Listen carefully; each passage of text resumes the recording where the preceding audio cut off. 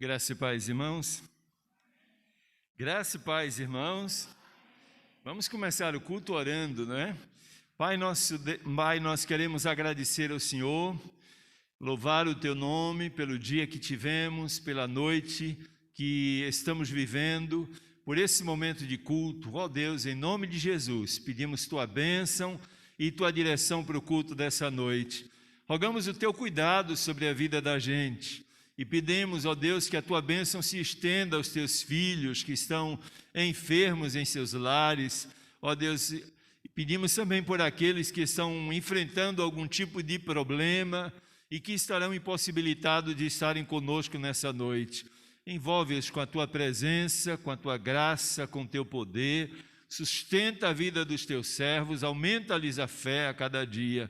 Também pedimos por aqueles que ainda virão à Tua casa, que, ó Deus, eles estejam conosco aqui, juntamente conosco, prestem ao Senhor esse culto de louvor e de adoração ao Teu nome. Continua conosco, meu Pai, nos ajuda a fazer as coisas certas e agradáveis aos Teus olhos. É o que nós oramos sempre muito, mas muito agradecidos, no nome e para a glória de Jesus. Amém. Quero convidar os irmãos a abrir sua Bíblia. Aliás, nós seremos inclusive projetado aqui o texto de Colossenses, capítulo 1, versos 9 a 14. Carta do apóstolo Paulo aos Colossenses, capítulo 1, versos 9 a 14. Vou fazer o seguinte, eu quero ler os versos ímpares e os irmãos estarão em uníssono, fazendo a leitura dos versos pares. Colossenses, capítulo 1, versos 9 a 14.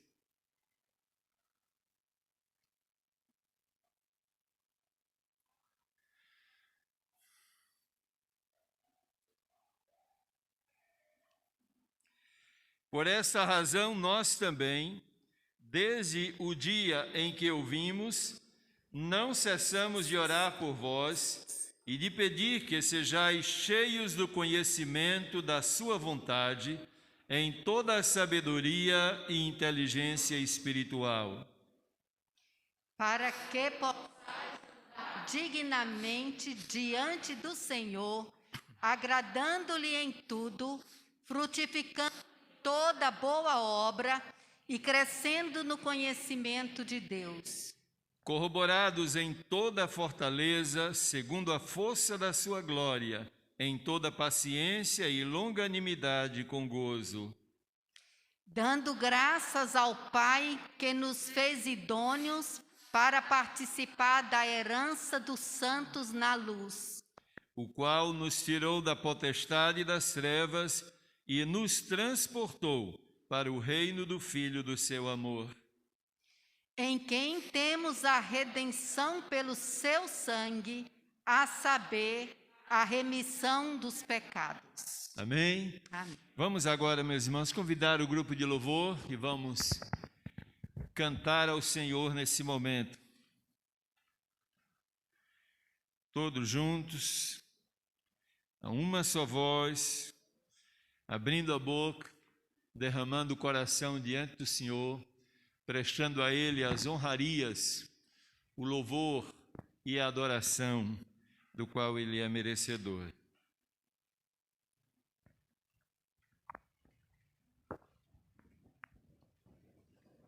Graça e paz, irmãos. Nós sabemos que a presença do nosso Deus é real aqui nesse lugar, mas nós vamos, nesse momento, louvar Espírito. Vem neste lugar, Santo Espírito, és bem-vindo aqui. Então vamos juntos louvar esse cântico, vamos ficar de pé, vamos adorar o Senhor, com gratidão, com alegria em nossos corações, na certeza de que o nosso Deus nos ouve, que Ele recebe o nosso louvor e que só Ele é digno, de receber o nosso louvor e a nossa adoração.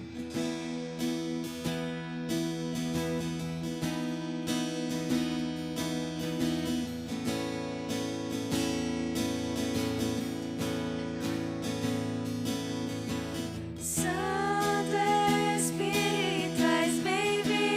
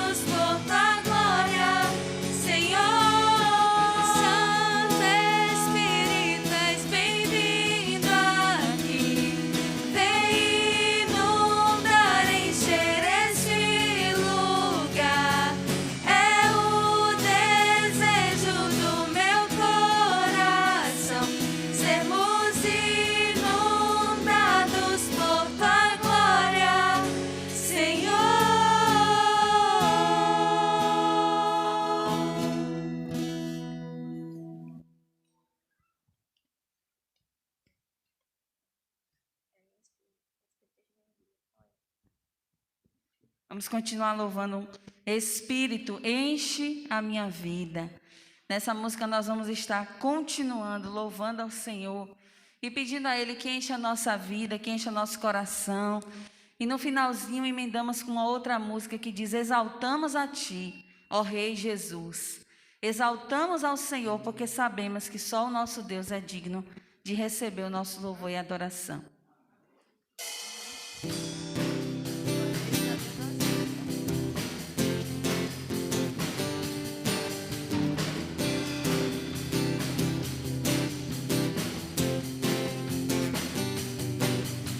Espírito, enche a minha vida.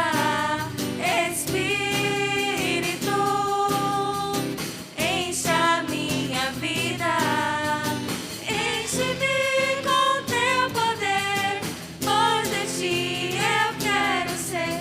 Espírito, enche o meu ser. Espírito, enche a minha vida. Espírito, enche a minha vida. Enche-me com teu poder, pois de ti eu quero ser. Espírito, enche o meu ser. As minhas mãos eu quero levantar e em louvor te adorar. Meu coração eu quero derramar diante do teu altar. As minhas mãos eu quero levantar e em louvor te adorar. Meu coração eu quero derramar diante do teu altar. Exaltamos a ti, ó Rei Jesus. Exaltamos a ti, ó Rei Jesus. Adoramos o teu nome, nos rendemos aos teus pés. Consagramos todo o nosso ser a ti. Exaltamos a ti, ó Rei Jesus. Exaltamos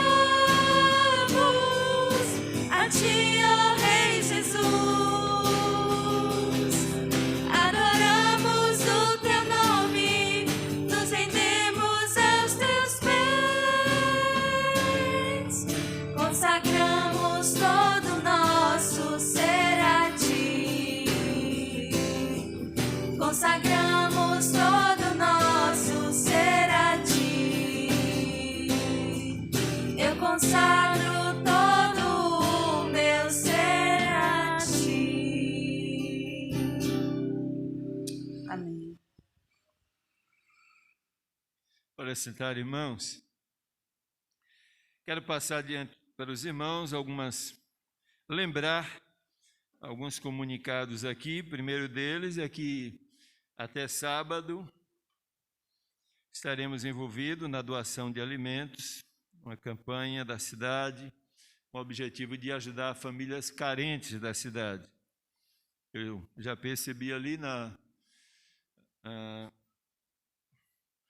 alguns irmãos já trouxeram alguns alimentos. Devemos continuar envolvidos nisso aqui. Até o próximo sábado, ao meio-dia, nós estaremos recebendo essas doações. Também queremos lembrar aos irmãos que o próximo domingo é o primeiro domingo do mês de maio. Então, isso significa que teremos primeiro domingo, sessão regular após a escola bíblica dominical, e à noite a celebração da ceia do Senhor. Queremos contar com sua presença e participação. Temos aquela mesma lista de irmãos da nossa igreja que ainda necessitam das nossas orações. Malieude tem passado por momentos difíceis e precisa muito contar com a ajuda da igreja, colocando o nosso joelho no chão, intercedendo ao Senhor em favor da sua saúde. Isaac também, Isaac é filho do irmão Mário, eu postei isso em alguns grupos, falei também sobre isso domingo passado. Isaac é um adolescente, foi trabalhar com fogo lá na roça e acabou tendo uma queimadura muito pesada no corpo. Eu tive acesso à foto, realmente tem uma extensão boa do corpo dele. Ele vai precisar, inclusive, fazer uma cirurgia, fez primeira cirurgia agora, mas vai precisar fazer outra cirurgia para fazer algumas reposições e que a gente esteja orando por Isaac. Tudo indica que dentro de 3, 4 dias após essa cirurgia, pelo menos é a promessa do médico, ele poderá estar em casa. Vamos continuar orando em favor de Isaac. Macis também tem enfrentado problemas com a sua saúde, tem vivido essa instabilidade, tem uma melhora boa, significativa, quando menos se espera, ela tem outra recaída, mas agora já se descobriu a causa de todo o problema, e a gente espera em Deus que isso seja logo resolvido. Já recebemos o contato lá da casa de irmã Assis hoje, vamos continuar orando para que Deus possa restaurar o mais rápido possível a saúde da sua serva. A irmã Antônia Salles, não é, que está ainda se recuperando daquele problema de saúde, e tantos outros membros da nossa igreja. Nós vamos, nesse momento, estar intercedendo pela vida e pela saúde desses irmãos. Mas antes de orarmos, gostaríamos de saber se há um pedido específico da parte dos irmãos para que a gente possa inserir esse pedido nesse momento de intercessão.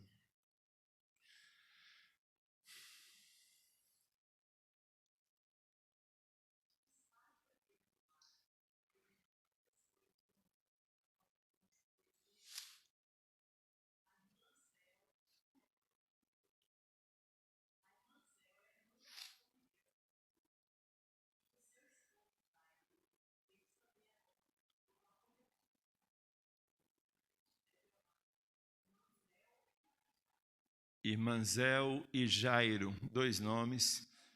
Jaime, ok. Vamos estar orando por eles para que Deus possa trabalhar na vida desses irmãos. Há outro pedido, irmãos?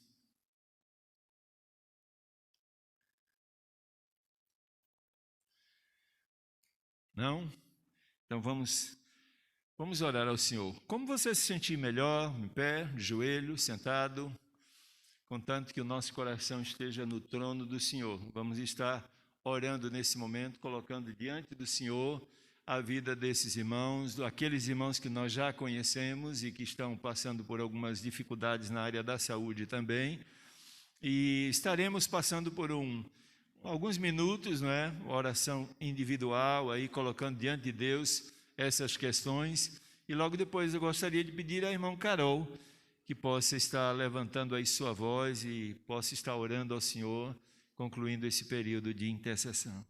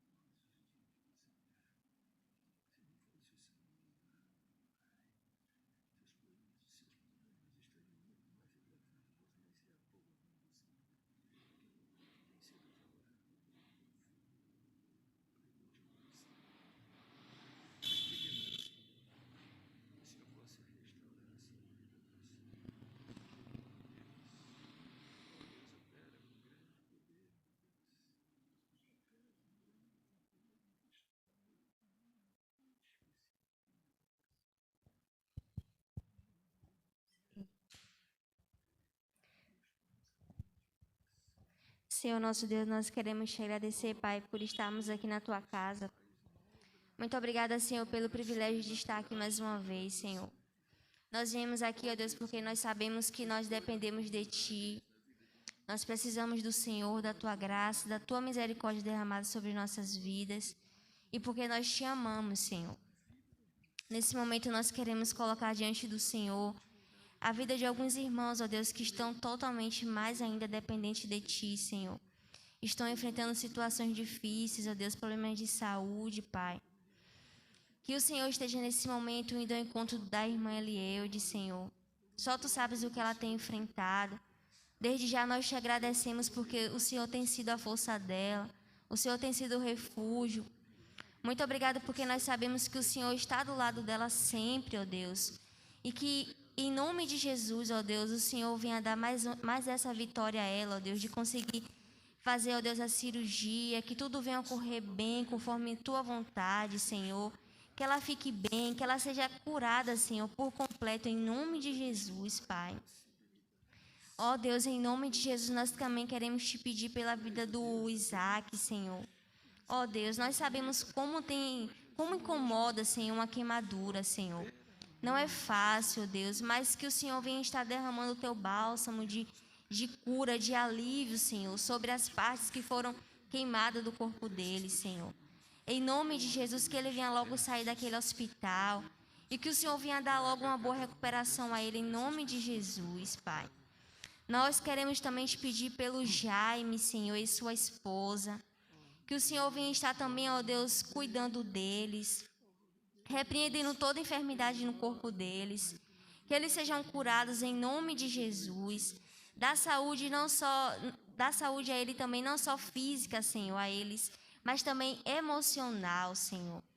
Deus, que o Senhor venha estar indo ao encontro também nesse momento da irmã Acilza, Senhor. Deus, obrigada porque já descobriu o problema que ela tem enfrentado, o que ela está passando. Então, ó Deus, que o Senhor venha estar, ó Deus, nesse momento, indo ao encontro mais uma vez da Tua serva, Senhor. Usa os médicos, enfermeiros, meu Pai, para que venha abençoar a Tua serva, Senhor, e que ela fique boa logo em nome de Jesus. Ó Deus, abençoa cada irmão aqui presente, Senhor. Derrama a Tua bênção, a Tua graça, a Tua misericórdia na vida de cada um deles. Obrigada, Senhor, porque eles são bênção, Deus, na minha vida. Obrigada pela vida do pastor. Continua abençoando a vida dele e toda a sua família. Obrigada, Senhor, pela Tua fidelidade, Senhor. Obrigada pelo Teu amor, Senhor. Nós Te louvamos e desde já Te agradecemos por tudo. E que, se porventura, ó Deus, eu esqueci de algum pedido, o Senhor já ouviu. E nós cremos que o Senhor está operando, porque o Senhor sempre tem o melhor para as nossas vidas. Muito obrigada, Senhor, por tudo, em nome de Jesus. Amém. Amém.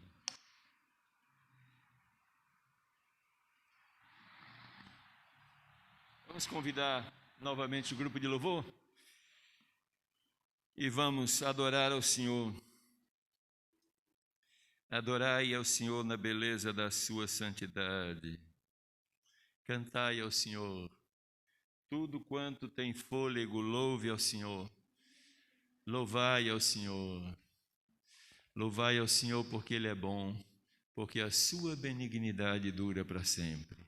Essa é a convocação, são essas uma das várias convocações da palavra de Deus, para que a gente possa se colocar diante do nosso Deus em louvor, gratidão e adoração a Ele. Vamos fazer isso nesse momento.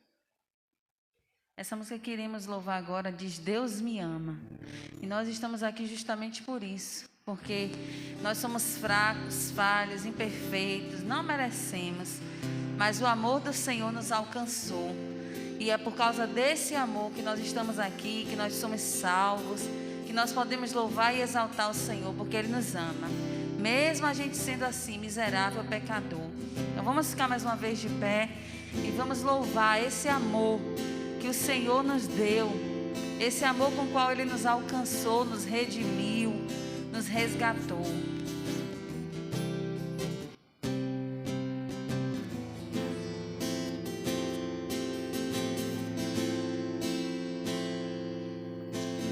Mesmo sendo assim, pobre pecador, Deus me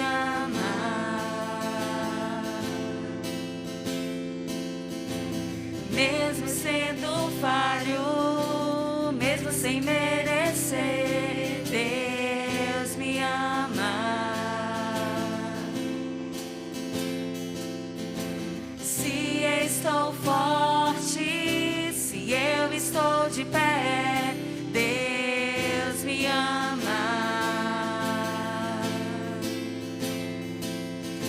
Se estou fraco, se eu estou caído, Ele não deixa de me amar. Sem o seu amor, sem o seu perdão, o que seria de mim? Deus me amou tanto que entregou seu filho para morrer em meu lugar. Deus me ama e o seu amor é tão grande e incondicional. Deus me ama e Ele está sempre de braços abertos para mim. Mesmo sendo assim, pobre pecador, Deus me ama. Mesmo sendo falho, mesmo sem merecer, Deus me ama. Se estou forte, se eu estou de pé, Deus me ama. Se estou fraco, se eu estou caído, Ele não deixa de me amar. Sem o seu amor, sem o seu perdão, o que seria de mim?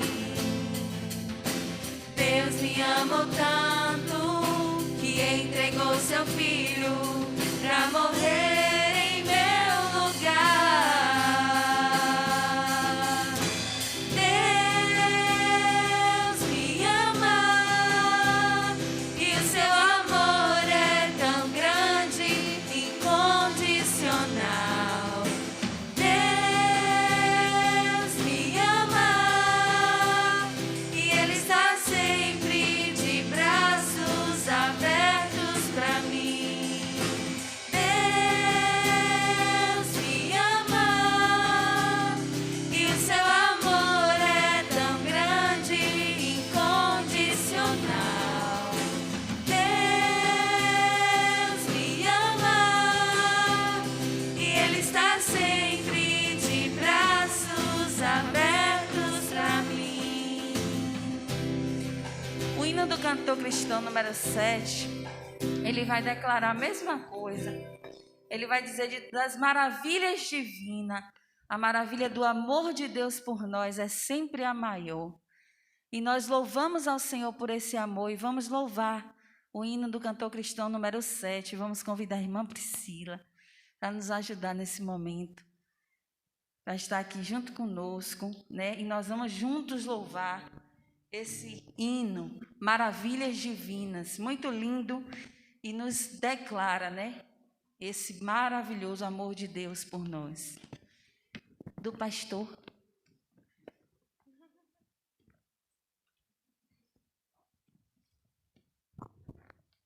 Problema.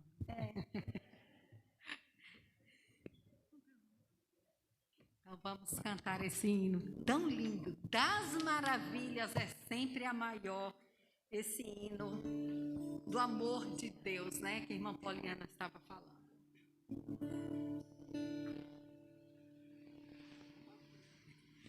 Ao Deus de amor e de imensa bondade, com voz de júbilo vinde aclamar, com coração transbordante de graça, seu grande amor todos vinde louvar. No céu, na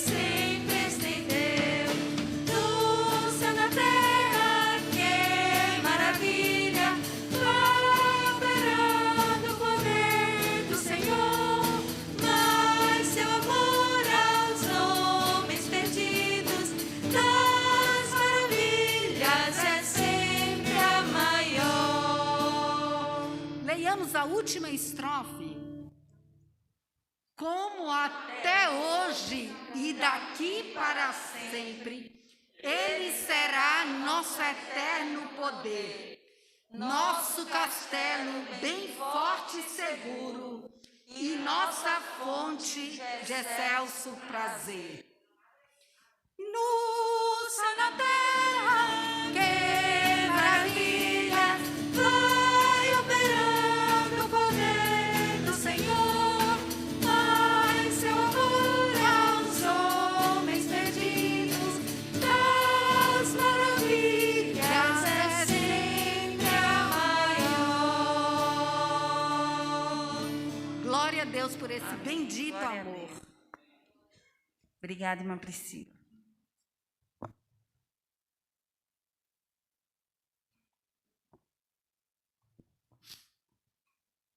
Quero convidar os irmãos a abrir sua Bíblia no Salmo 2.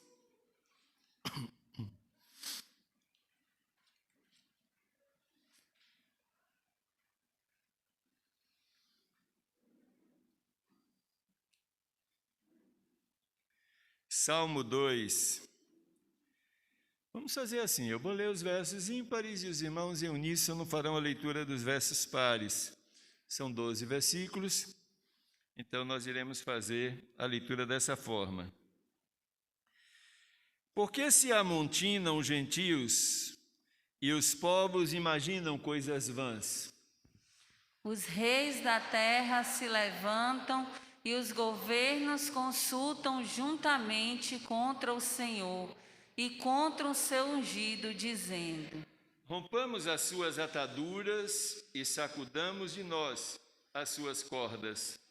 Aquele que habita nos céus se rirá, o Senhor zombará deles.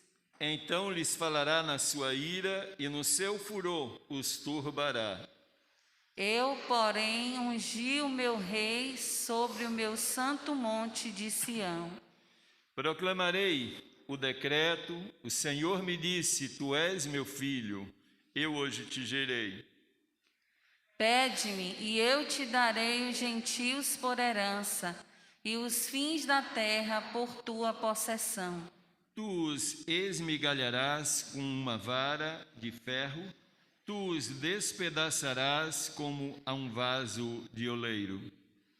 Agora, pois, ó reis, sede prudentes, deixai-vos instruir, juízes da terra. Servi ao Senhor com temor e alegrai-vos com tremor. Beijai o filho para que se não ire, e pereçais no caminho, quando em breve se acender a sua ira. Bem-aventurados todos aqueles que nele confiam. Amém? Meus irmãos, quando a gente fala no Salmo 2, a gente, na verdade, não tem assim muita... Aliás, não há informações muito seguras sobre a autoria do Salmo, sobre o pano de fundo desse Salmo, isto é, o que levou o salmista a escrever esse Salmo. Por outro lado, também nós não temos necessariamente a data desse Salmo. Todavia, quando a gente abre a palavra de Deus, lá em Atos, capítulo de número 4, os versos 25 e 26, a gente vai perceber que tanto Pedro quanto João estão falando a respeito desse salmo e atribuindo esse salmo a Davi. Atos 4, de 25 a 26, que disseste pela boca de Davi teu servo, porque bramaram os gentios e os povos pensaram coisas vãs. Levantaram-se os reis da terra e os príncipes ajuntaram a uma contra o Senhor e contra o seu ungido. Em Atos 13, verso 33, o apóstolo Paulo, no seu discurso, vai se referir a esse salmo como o Salmo 2. Atos 13, verso 33. Paulo identifica claramente esse salmo aqui nesse texto.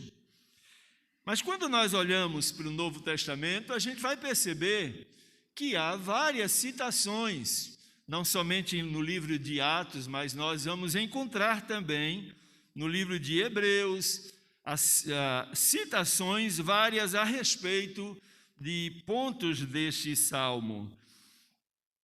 Agora, o que me chama a atenção nesse salmo é que ele começa com um questionamento. Pode olhar lá o verso 1, por que se amontinam os gentios e os povos imaginam coisas vãs? E essa pergunta do salmista, na verdade, mostra a surpresa que esse escritor do salmo manifesta diante daquilo que ele considera um ato de insensatez. Como é possível um ser humano criado por Deus, à sua imagem e segundo a sua semelhança, seria capaz de rejeitar o seu Deus, o seu Criador? Não é algo muito fácil para se entender, muito menos para se absorver. Agora eu estava olhando algumas expressões desse salmo, nesse verso 1 ainda, há uma expressão aqui que me chamou a atenção, porque se amontinam os gentios. E o que é amontinar aqui? Nada mais, nada menos do que se revoltar, insurgir-se contra algo ou alguém, rebelar-se, opor-se. E por isso, quando os versos 1 e 2, nesses versos 1 e 2, o salmista está dizendo, por que se amontinam os gentios e os povos imaginam coisas vãs? Os reis da terra se levantam e os governos consultam juntamente contra o Senhor e contra o seu ungido. Então está muito claro nesses dois versos, especialmente no verso 1, que o objetivo desse ajuntamento aqui de reis, príncipes, governos, povos, tanto judeus quanto pagãos, o objetivo é criar uma oposição severa a Deus. E essa oposição, particularmente, vai se dirigir a, pelo menos, dois aspectos de Deus. Primeiro, aquilo que diz respeito à existência de Deus. A tentativa é a mesma de sempre. Procurar desfazer da mente das pessoas a ideia da existência de Deus. Na verdade, se Satanás consegue esse tipo de intento, ele conseguirá, consequentemente, dominar toda a raça humana. E constantemente a gente percebe que ao longo da história, você tem na política, você tem na educação, você tem na arte, na filosofia, inúmeras pessoas que estão se levantando quase que diariamente com o intuito de desfazer a simples ideia da existência de Deus. Quem não conhece a tão famosa frase de Friedrich Nietzsche, né? Deus está morto. Na verdade, eu considero até uma coisa bem complicada de se entender que um ateu chegue a fazer referência a Deus dessa forma. Deus está morto, porque se ele diz que Deus está morto, é sinal de que algum dia ele estava vivo. Só pode morrer que um dia esteve vivo. Então há um reconhecimento, mesmo dentro do ateísmo, da existência de Deus. A interpretação é que é completamente equivocada.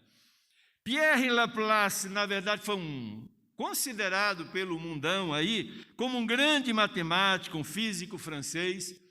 Ele existiu entre 1739 a 1827. E esse camarada foi perguntado por Napoleão Bonaparte a respeito de Deus. E a resposta que ele deu para Napoleão foi a seguinte: Deus é uma hipótese inútil. Algo completamente desnecessário.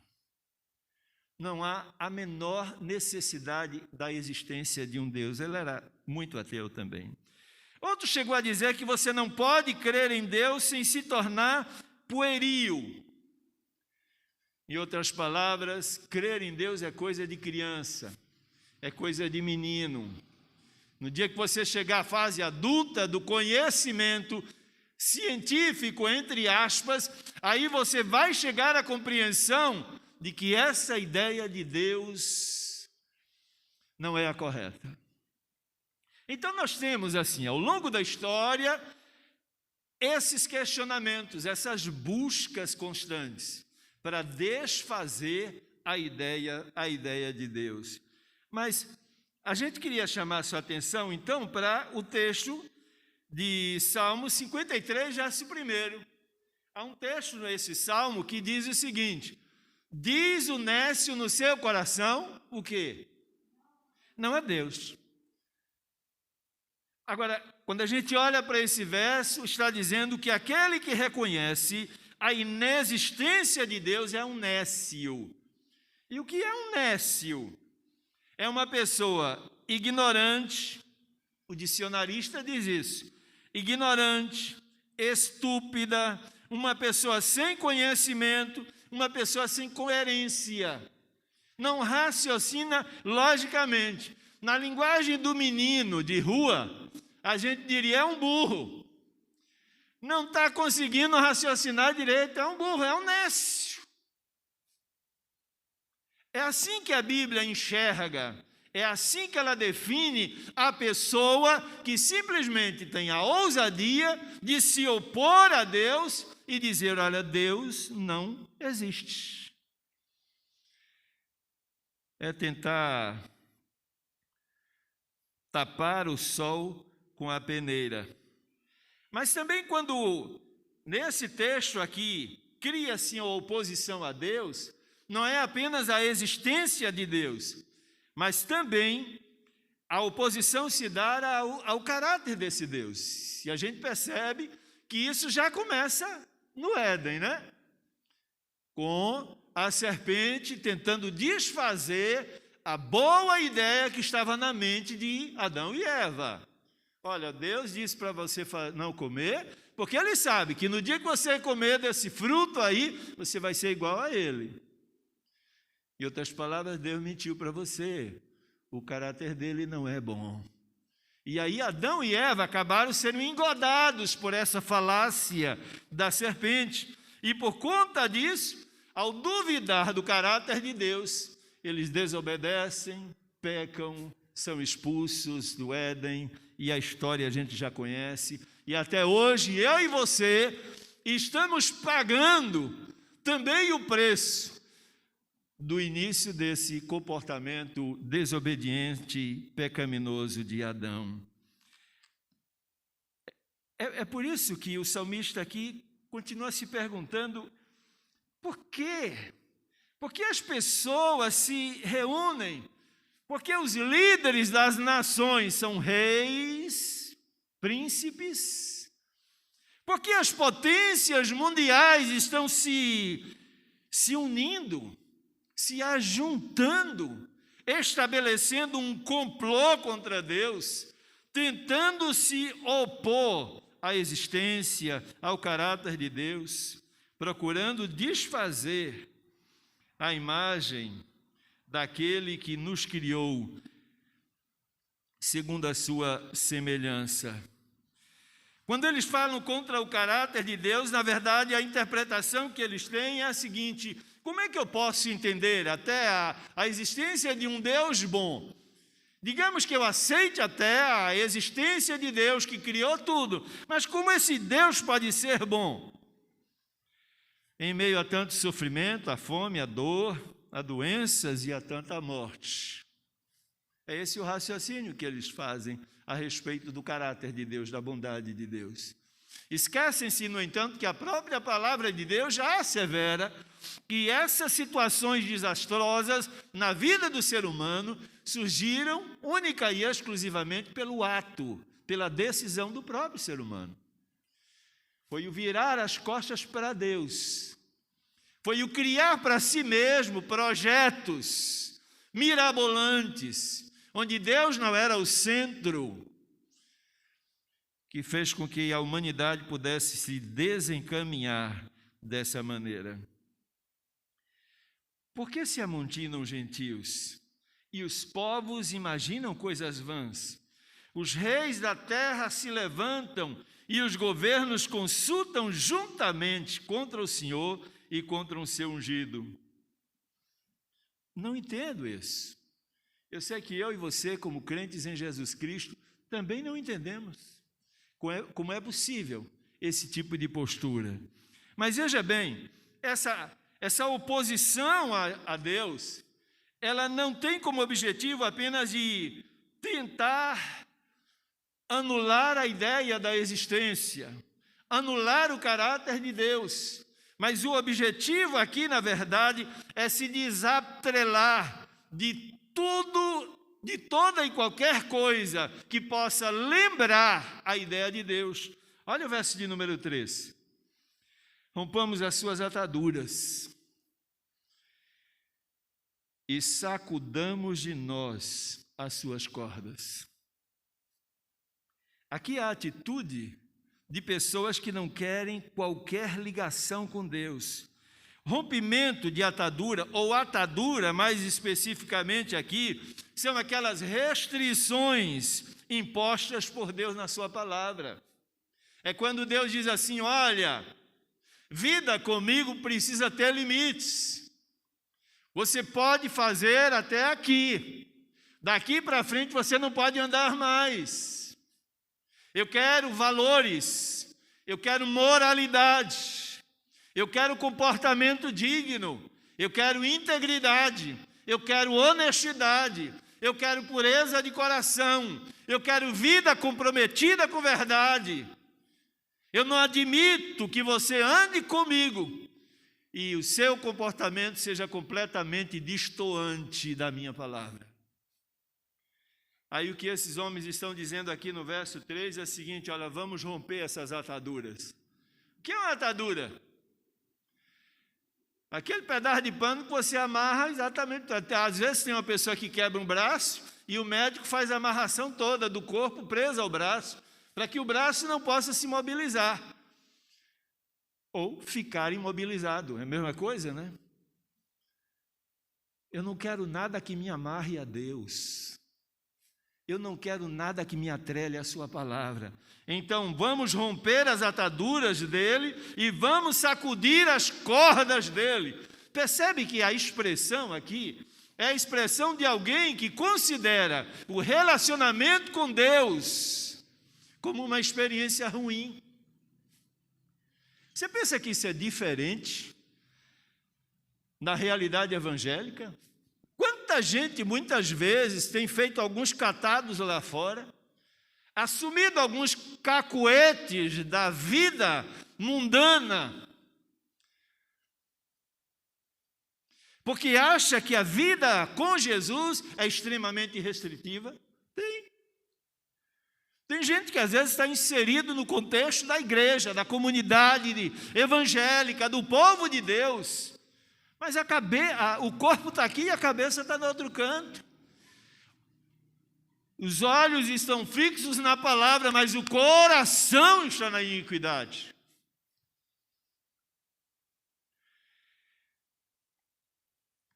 E lidar com Deus assim é meio complicado. Ele se sente meio acuado. Esse tipo de gente, descrita pelo salmista aqui, se sente acuado, porque lidar com Deus é complicado nesse sentido, porque Deus apenas não vê o que você faz, Ele conhece o que você pensa, Ele sabe o que você sente, Ele tem conhecimento completo, total, de todas as motivações do que você está fazendo. Estou pregando agora, e Ele sabe se eu estou fazendo isso aqui é para Ele, ou se eu estou fazendo para me exibir. Ele sabe se eu estou honrando o nome dEle, ou se isso é apenas drama. Ele sabe se o que eu estou dizendo é fruto das convicções pessoais do meu relacionamento com Ele e com a palavra de Deus, ou se isso é apenas para agradar alguns irmãos. Ele sabe. Então, se relacionar com Deus não é muito fácil. Nesse sentido, porque todos nós andamos completamente despidos diante dele. Deus nos olha por fora e nos conhece completamente por dentro. E isso era temerário para aqueles homens. Por isso é que eles disseram, nesse verso de número 3, não é possível vivermos esse tipo de realidade. Rompamos as suas ataduras. Eles estão então rejeitando a palavra de Deus e todo o ensinamento de Deus para as suas vidas. A intenção aqui, como já dissemos, é viver uma realidade anárquica. Uma realidade sem normas, sem padrões de moralidade, de ética ou de valores religiosos e espirituais. Não viu o que foi que esse pessoal fez no carnaval do ano passado? Como eles trataram aquele ator que estava representando Jesus, que o diabo fazia com Jesus publicamente, arrastava assim, tratava como se fosse uma coisa qualquer, como se o diabo tivesse a possibilidade de reinar sobre Jesus. Essa ideologia é apenas infernal, ela nunca foi real. Esse é o desejo de Satanás, que nunca será satisfeito, porque a respeito de Jesus já está determinado nos céus, que ao nome de Jesus todo joelho terá que se dobrar, e toda língua haverá de confessar que Ele é Senhor. Até aquele ator que representou Satanás vai ter que se dobrar diante de Jesus. Nietzsche, Laplace, tantos outros filósofos, tantos outros homens considerados grandes na nossa sociedade e que viram as costas para Deus e que dizem: você não existe, eu já rompi as ataduras com você, já lancei fora as suas cordas, não quero relacionamento contigo, não quero teus valores, não quero teus propósitos, não quero os teus sonhos, não quero nada que venha de você.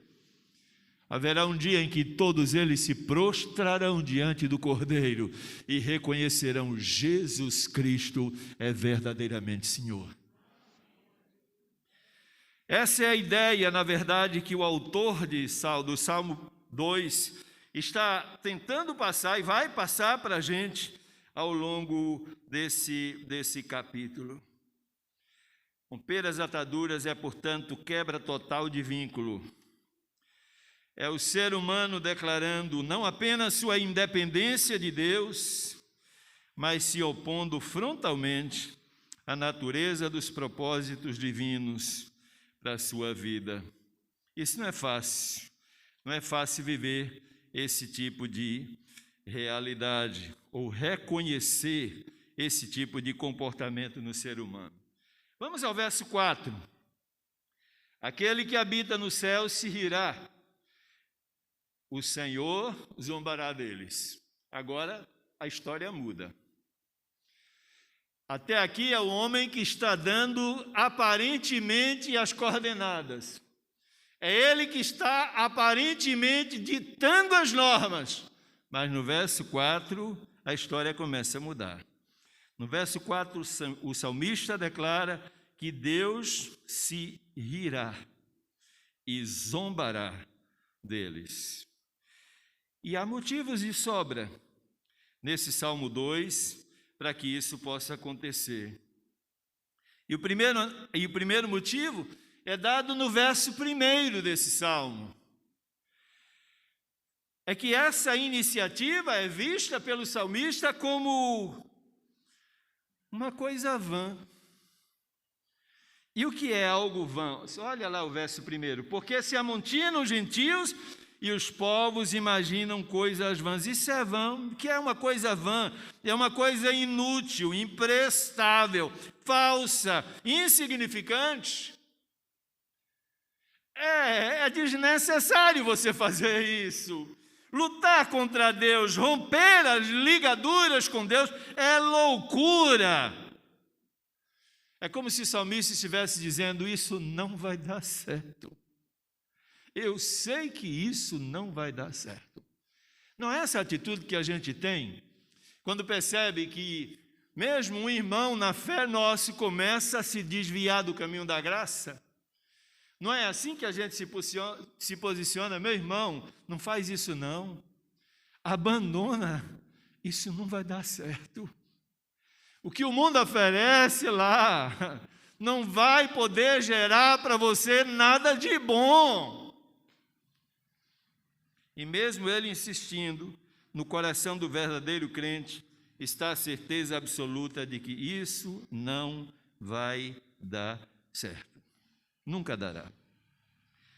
Segundo motivo pelo qual Deus vai dar belas risadas diante desse comportamento irreverente, rebelde, fruto do orgulho e da vaidade humana. O segundo motivo está no verso 4, ainda na parte A. Você olhar o verso 4, aquele que habita onde? Aquele que habita nos céus. O que é que isso aqui está querendo necessariamente dizer? Essa expressão aqui compreende a grandeza e a soberania e o poder de Deus. O que o salmista está dizendo: ei, ser humano, você está pensando que é alguma coisa? Olha para mim, reis, príncipes da terra, governadores, povo judeu, povo gentil, olhem para mim, humanidade como um todo. Isso não vai dar certo, porque Deus está acima de tudo e de todos. O texto diz isso, que Ele habita nos céus. E Ele vai rir-se dessas pessoas e vai zombar de cada um deles. Por outro lado, se você olhar o verso 2, parte B, diz: aquele que habita no céu se rirá, o Senhor zombará deles. Olha para a expressão Senhor aqui. É uma expressão importante, porque ela vai apresentar para a gente duas ideias. Quando eu penso em Senhor, eu penso nessas duas ideias. A primeira delas é como o Senhor, Deus é meu dono, ponto final. Ele me fez, Gênesis 1, 26 e 27. Façamos o homem à nossa imagem, segundo a nossa semelhança. Eu sou fruto da criação de Deus. Ele é Senhor exatamente por isso, porque Ele é meu dono. Ele me fez, mas não somente isso. Se você olhar Colossenses 1, verso 16, eu gostaria que a gente lesse, porque ele passa as duas ideias para a gente.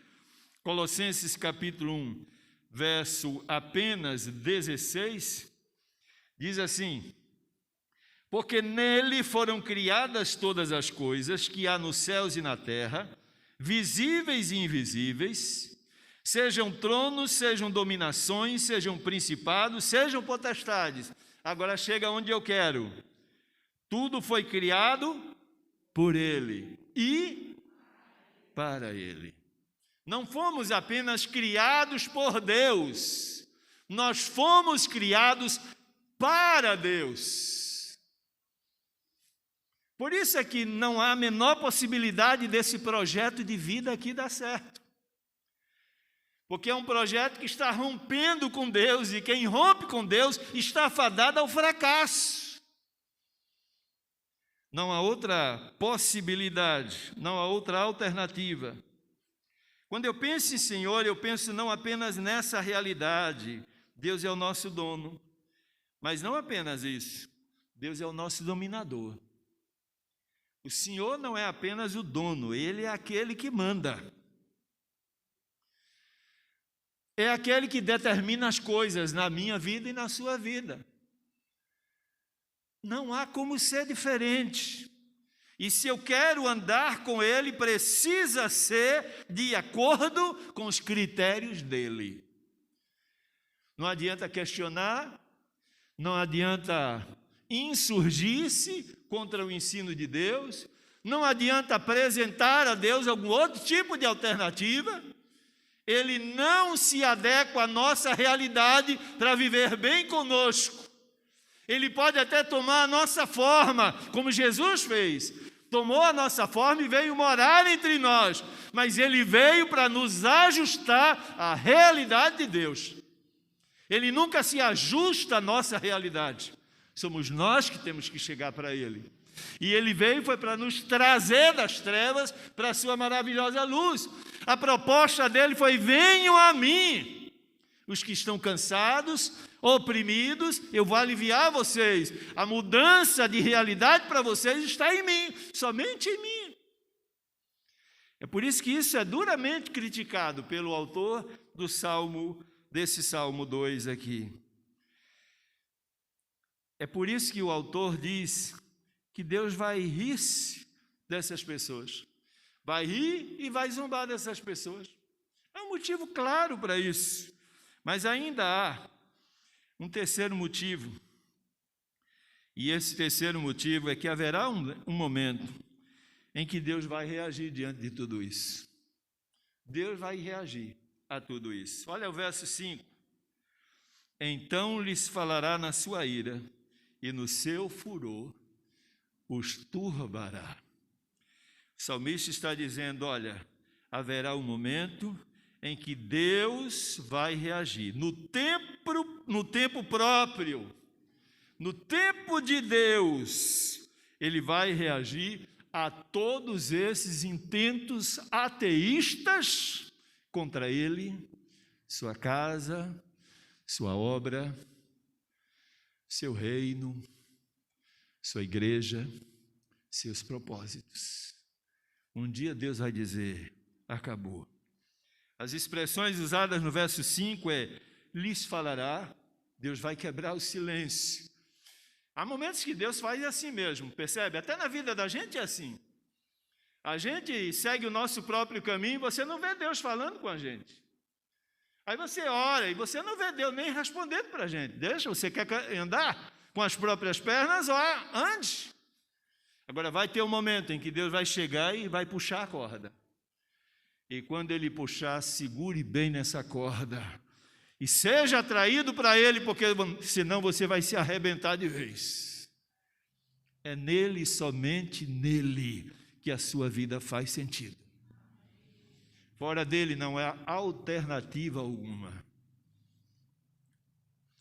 E aí o salmista está dizendo: olha, no tempo apropriado Deus vai reagir. Ele vai falar, e agora chegou a hora de turbar, de inquietar o coração, e lhes turbará, vai inquietar o coração, e vai mostrar para ele, para esses poderes mundiais, que têm nos dias atuais articulado projetos para destruir a igreja, para calar a igreja.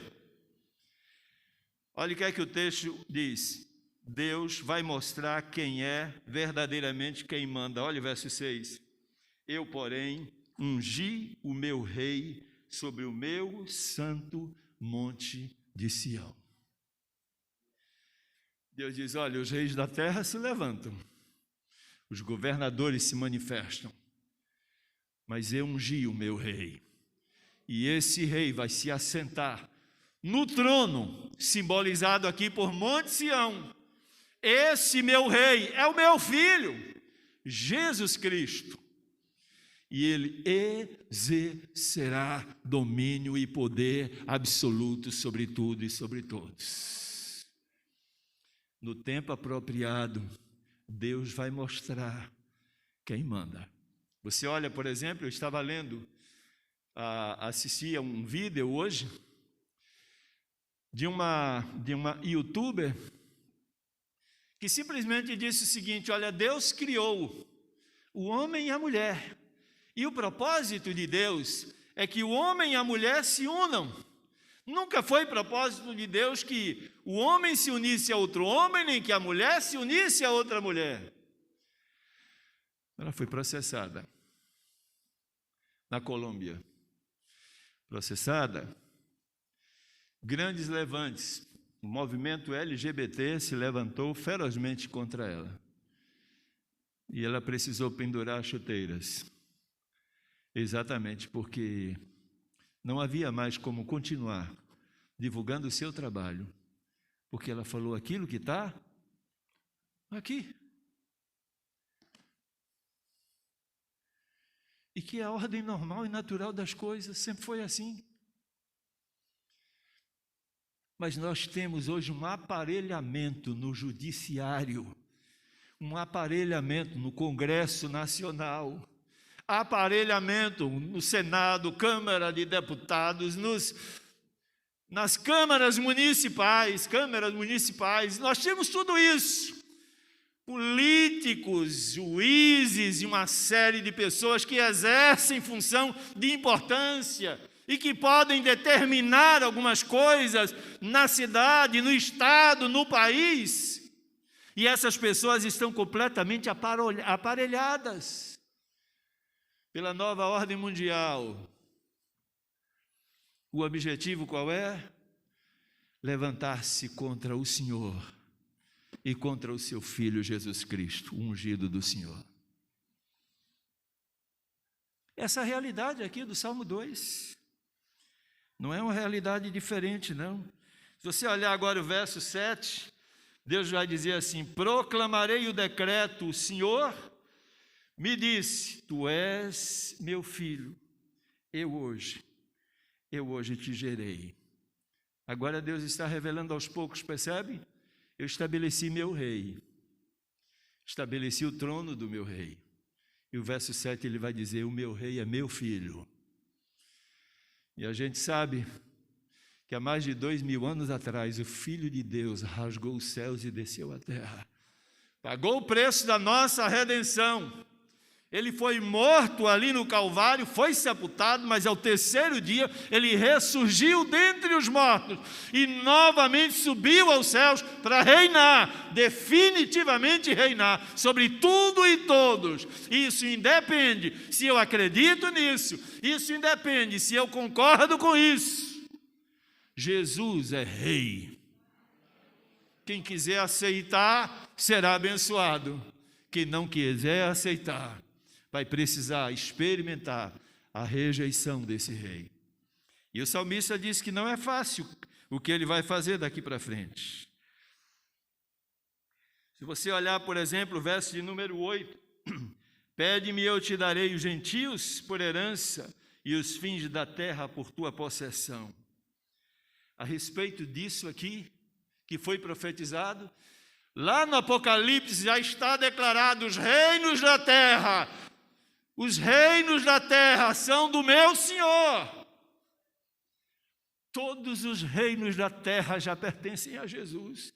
Ele reina, ele já reina, o Filho de Deus, ungido do Senhor, descrito nesse Salmo 2 aqui. Já vivemos sob a égide desse reinado, onde toda a terra obrigatoriamente terá que se sujeitar à sua autoridade e ao seu governo. Olha a ação dele no verso 9: tu os esmigalharás com uma vara de ferro, tu os despedaçarás como um vaso de oleiro. Quando ele veio aqui há mais de 2000 anos atrás, ele veio para restaurar vidas, e ainda está fazendo isso. Ele veio para consertar.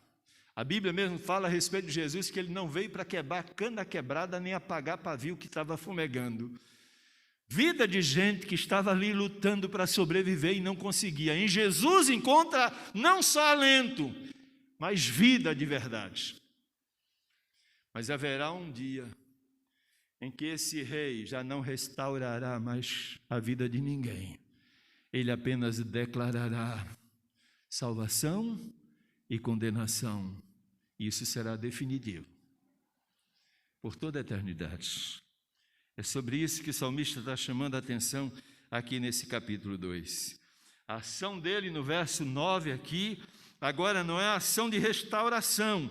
O texto aqui quer dizer que Jesus tratará toda a insubordinação e toda a rebelião com vara de ferro. Essa será a época do juízo dele sobre todos aqueles que ousam viver a sua vida sem Ele, sem a presença dEle, sem o cuidado dEle, sem a direção dEle. Meu irmão, toma cuidado. Você é crente em Jesus, não se afaste dEle. Já tenho dito que nós estamos vivendo momentos decisivos da história da humanidade. E o momento do juízo de Deus sobre a terra está chegando. Ele quer te encontrar em pé, adorando o seu nome, ajustado com sua igreja, comprometido com seu reino, envolvido com a sua palavra, abrasado pelo seu Espírito Santo, para que você possa fazer unicamente aquilo que agrada o coração do Senhor. Mas logo depois, o texto vai continuar falando ainda que apesar de toda essa experiência de juízo, Deus é extremamente misericordioso e justo. E aí esse texto termina não como punição, mas como uma proposta de mudança para a vida do ser humano. É como se o escritor do Salmo 2 estivesse dizendo: olha, vocês viraram as costas para Deus, mas Deus agora está propondo para vocês 3 coisas importantes. A primeira delas está no verso 10. Agora, pois, ó reis, vê que está se referindo a esses mesmos personagens do verso 1 e 2. Agora, pois, ó reis, sede prudentes, deixai-vos instruir, juízes da terra. Vocês que governam a nação ou as nações do mundo, vocês que compõem o judiciário das nações, sejam prudentes e se abram para a instrução do Senhor.